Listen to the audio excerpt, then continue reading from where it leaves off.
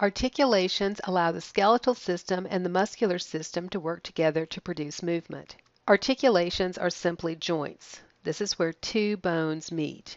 This provides us with both mobility and protection. However, joints are the weakest part of the skeleton. They're the most vulnerable to injury. Joints can be classified in two ways. One is structurally, where we look at the material that holds the bones together. Fibrous joints are held together by fibrous material. Cartilaginous joints have a band of cartilage that holds the bones together, and synovial joints have a joint capsule and a synovial membrane.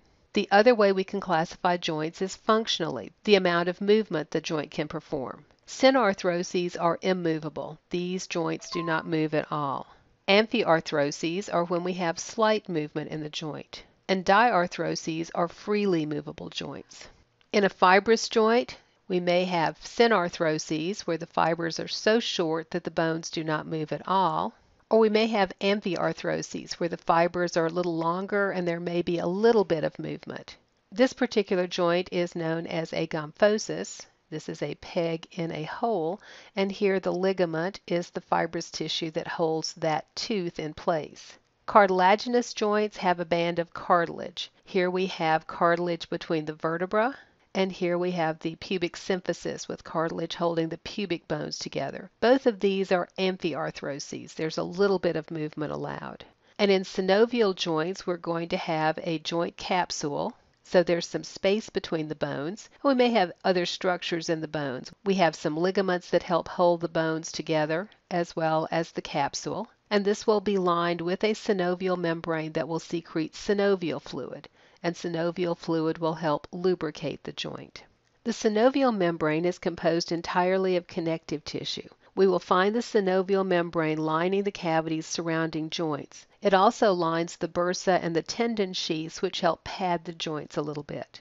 The synovial membrane secretes synovial fluid, which acts as a lubricant and also nourishes some of the parts of the joint. The synovial membrane is seen here, where it is lining the joint cavity. Here we see it composing or lining a bursa, and bursas act like ball bearings in joints. And here it is composing a tendon sheath that's wrapped around the tendon, again to provide a little support and protection for the tendon. Different joints have different types of movement. Flexion, extension, and hyperextension are when we decrease or increase angles between bones. Flexion is decreasing the angle between two bones. Extension is increasing the angle between two bones. And hyperextension is when we go past 180 degrees. Typically, we go past anatomical position. Abduction and adduction refer to movement with reference to the midline. Abduction is movement away from the midline. If you abduct someone, you take them away. Adduction is movement toward the midline. Circumduction is when you can take the end of the bone and draw a circle. And rotation is when the bone turns on its long axis. There are also some special movements. Pronation and supination are movements of the hand. Pronation is palms down. Supination is palms up. Think of asking for more soup with supination.